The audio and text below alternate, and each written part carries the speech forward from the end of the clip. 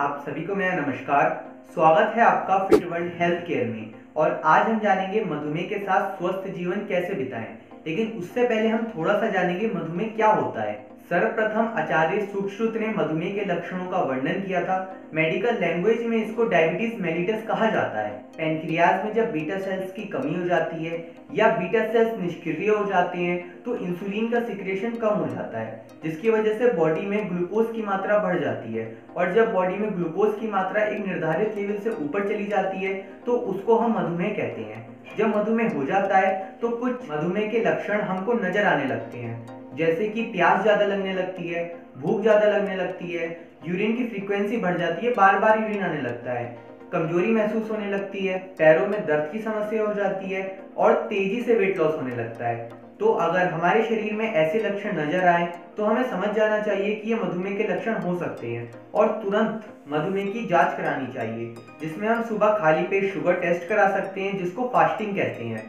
Fasting का level 70 से 110 के बीच में नॉर्मल माना जाता है। अगर 110 से ज्यादा है तो मधुमेह का खतरा हो सकता है। खाना खाने के 2 घंटे बाद भी शुगर टेस्ट होती है, जिसको पोस्ट प्रेंडियल कहते हैं। इसका लेवल 160 से कम नॉर्मल माना जाता है। लेकिन अगर आपकी फास्टिंग शुगर और पोस्ट प्रेंडियल एक निर्धारित लेवल से ज्यादा आ रही है तो आपको मधुमेह की समस्या हो सकती है। ऐसे में आप HbA1c टेस्ट करवाना चाहिए। ये टेस्ट भी खाली पेट ही करवाना चाहिए। इसमें 3 से 6 महीने की एक एवरेज शुगर आ जाती है।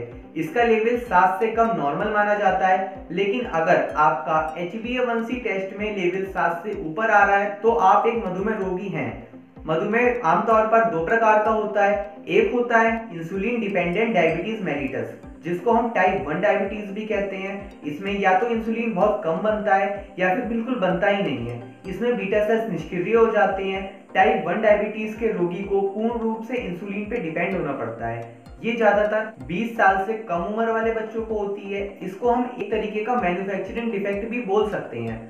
मधुमेह का दूसरा प्रकार होता है non insulin dependent diabetes mellitus, जिसको हम टाइप 2 डायबिटीज भी कहते हैं। ये ज्यादातर 30 से 35 साल के बाद होती है, जिनको पहले तो मधुमेह नहीं होता है लेकिन बाद में इनके बीटा सेल्स कमजोर हो जाते हैं, जिससे इंसुलिन का सिक्रेशन कम हो जाता है और ब्लड में ग्लूकोज की मात्रा बढ़ने लगती है, जिससे डायबिटीज हो जाती है। जितने भी मधुमेह रोगी होते हैं उसमें ज्यादातर को टाइप 2 डायबिटीज ही होती है। डायबिटीज का एक और प्रकार होता है जिसमें गर्भ अवस्था के दौरान मधुमेह हो जाता है और शुगर लेवल बढ़ने लगते हैं, लेकिन ये टेम्परेरी होता है। डिलीवरी के बाद ये सब नॉर्मल हो जाता है, कुछ केसेस को छोड़कर। तो ये हुए मधुमेह के प्रकार। चलिए जानते हैं मधुमेह होता क्यों है। मधुमेह होने के कई कारण होते हैं, जिसमें से एक कारण है जेनेटिक। अगर हमारे माता पिता, दादा दादी या नाना नानी को मधुमेह है तो हमें मधुमेह होने के चांसेस बढ़ जाते हैं। मधुमेह होने का एक बड़ा कारण लाइफस्टाइल भी है, क्योंकि आजकल जो हमारा वर्क ज्यादातर बैठे रहने का हो गया है और फिजिकल एक्टिविटी बहुत कम हो गई है और ज्यादातर लोग योगा, प्राणायाम या किसी भी तरीके की एक्सरसाइज नहीं करते हैं, जिससे मधुमेह होने का खतरा बढ़ जाता है। मधुमेह होने का अगला कारण है मोटापा। मोटापा एक बड़ी वजह है मधुमेह होने का, क्योंकि मोटापे में हमारे बीटा सेल्स को ज्यादा मात्रा में इंसुलिन प्रोड्यूस करना पड़ता है, जिससे उन पर लोड पड़ता है और वो पर्याप्त मात्रा में इंसुलिन नहीं प्रोड्यूस कर पाते, जिससे ब्लड में ग्लूकोज की मात्रा बढ़ जाती है और मधुमेह हो जाता है। मधुमेह होने का अगला कारण है स्ट्रेस। आज की डेट में हर व्यक्ति को स्ट्रेस है, बच्चों से लेकर बुजुर्गों तक, और कामकाजी व्यक्तियों को तो ज्यादा स्ट्रेस होता है। तो स्ट्रेस भी एक मधुमेह होने का बड़ा कारण है। इसके अलावा कुछ औषधियां भी होती हैं जिनके ज्यादा मात्रा में सेवन करने से शुगर लेवल बढ़ जाते हैं। जैसे कोरोना काल में कई लोगों ने स्टेरॉइड काफी ज्यादा मात्रा में लिए हैं, तो ये भी मधुमेह का कारण हो सकता है। स्टेरॉइड के अलावा और भी बहुत सारी दवाइयां होती हैं जिसका सेवन अगर हम ज्यादा मात्रा में करें तो मधुमेह का खतरा बढ़ जाता है, जैसे गर्भ निरोधक गोलियां या मूत्रवर्धक गोलियां। और कई वायरस का संक्रमण भी मधुमेह का कारण बन जाता है, क्योंकि कई प्रकार के वायरस ऐसे होते हैं जो हमारे सिस्टम पर प्रभाव डालते हैं और पैनक्रियाज को भी वीक कर देते हैं, जिससे इंसुलिन का सिक्रेशन कम हो जाता है और मधुमेह हो जाता है। इसके अलावा धूम्रपान करने वाले व्यक्तियों को सामान्य व्यक्तियों की अपेक्षा मधुमेह होने का खतरा ज्यादा होता है।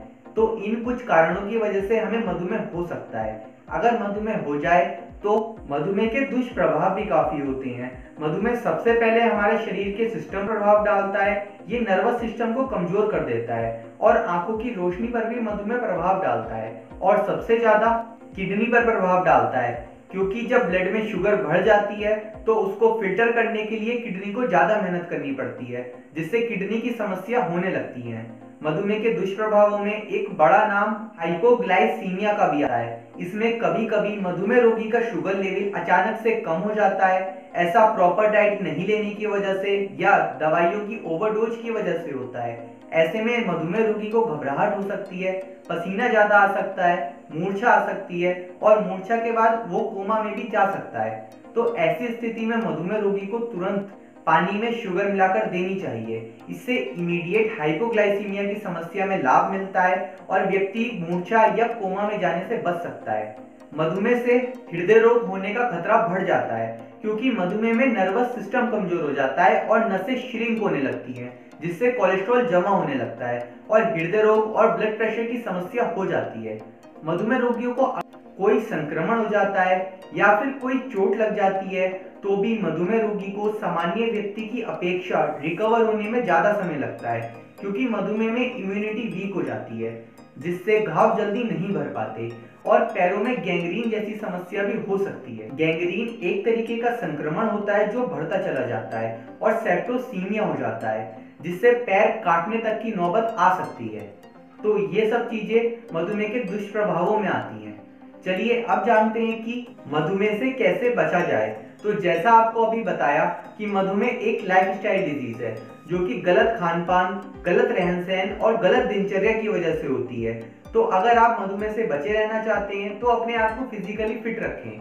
हमको ओवरवेट नहीं होना है और रोज सुबह व्यायाम जरूर करना चाहिए। व्यायाम में आप योगा कर सकते हैं, मॉर्निंग वॉक कर सकते हैं या किसी भी प्रकार का व्यायाम कर सकते हैं। व्यायाम के साथ ही मेडिटेशन भी मधुमेह से बचाता है, क्योंकि मेडिटेशन से स्ट्रेस कम होता है, जो कि मधुमेह होने का एक प्रमुख कारण है।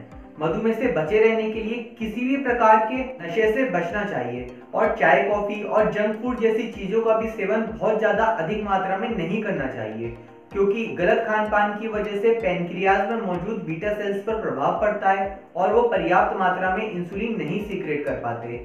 इसके साथ ही हमको 6 से 8 घंटे की नींद जरूर लेनी चाहिए। इससे भी हमारी सेहत पर काफी असर पड़ता है। तो हम ये सब कर सकते हैं मधुमेह से बचे रहने के लिए।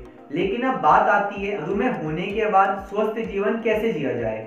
मधुमेह होने के बाद स्वस्थ जीवन जीने के लिए हमें कुछ चीजों का ध्यान रखना चाहिए। सबसे पहले मधुमेह रोगी को अपना वजन नियंत्रित रखना चाहिए और रोज सुबह नियमित रूप से मॉर्निंग वॉक जरूर करनी चाहिए 30 से 45 मिनट। इससे मधुमेह में बहुत लाभ होता है और शुगर नियंत्रित रहती है। साथ ही कुछ योगासन भी जरूर करने चाहिए, जैसे मंडूकासन, सूर्य नमस्कार, वज्रासन, धनुरासन, भुजंगासन, नौकासन, सर्वांगासन, हलासन आदि।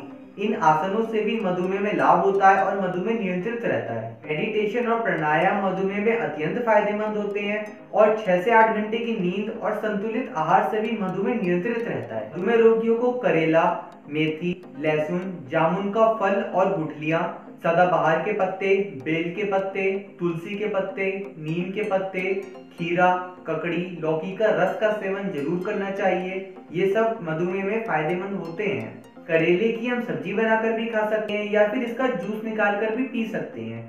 मेथी को 5 से 10 ग्राम रात को भिगोकर सुबह उस पानी का सेवन कर सकते हैं और फिर मेथी को भी खा सकते हैं। लहसुन की 1 से 2 कली हम सुबह खाली पेट ले सकते हैं। सोयाबीन में पर्याप्त मात्रा में कार्बोहाइड्रेट और प्रोटीन पाया जाता है, जो मधुमेह रोगियों को लाभ पहुंचाता है। मधुमेह में हरे सेब और आंवले का सेवन भी गुणकारी होता है। ये कोलेस्ट्रॉल को नियंत्रित रखता है और ब्लड प्रेशर को सामान्य रखता है। मधुमेह में विटामिन ई और विटामिन सी बहुत मददगार होते हैं। ये बीटा सेल्स को सक्षम और सक्रिय बनाते हैं। मधुमेह में पपीते की सब्जी भी बहुत लाभकारी होती है। और अगर अनाज की बात करें तो जौ, चना, मूंग, मसूर आदि मधुमेह में खाना अच्छा होता है। मधुमेह रोगियों को नियमित रूप से अपनी शुगर की जांच करते रहना चाहिए और बीपी भी चेक करते रहना चाहिए और किसी भी प्रकार की चोट से बचना चाहिए, खासकर पैरों की चोट से, क्योंकि मधुमेह में घाव आसानी से नहीं भरता है। और मधुमेह रोगी की अगर कोई दवाई चल रही है तो वो भी नियमित समय से लेनी चाहिए। मधुमेह अगर लंबे समय तक अनियंत्रित रहता है तो ये कई बड़ी बीमारियों की वजह बन जाता है। और अगर मधुमेह नियंत्रित रहता है तो ये रोगी को किसी भी प्रकार का नुकसान नहीं पहुंचाता है। तो हमें मधुमेह से घबराना नहीं है, बस इसको नियंत्रित रखना है। अगर आप इन सभी बातों का ध्यान रखेंगे तो एक मधुमेह रोगी होते हुए भी आप एक स्वस्थ जीवन जी सकते हैं।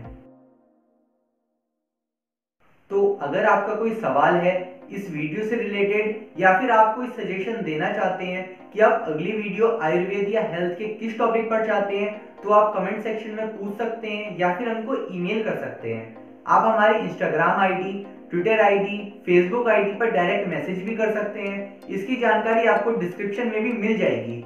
तो अगर आपकी इस वीडियो से कुछ मदद हुई हो तो इस वीडियो को लाइक जरूर करें और शेयर करें अपने परिवार के साथ, अपने दोस्तों के साथ और उन सभी के साथ जिनको आपको लगता है इस वीडियो से कुछ मदद हो सकती है।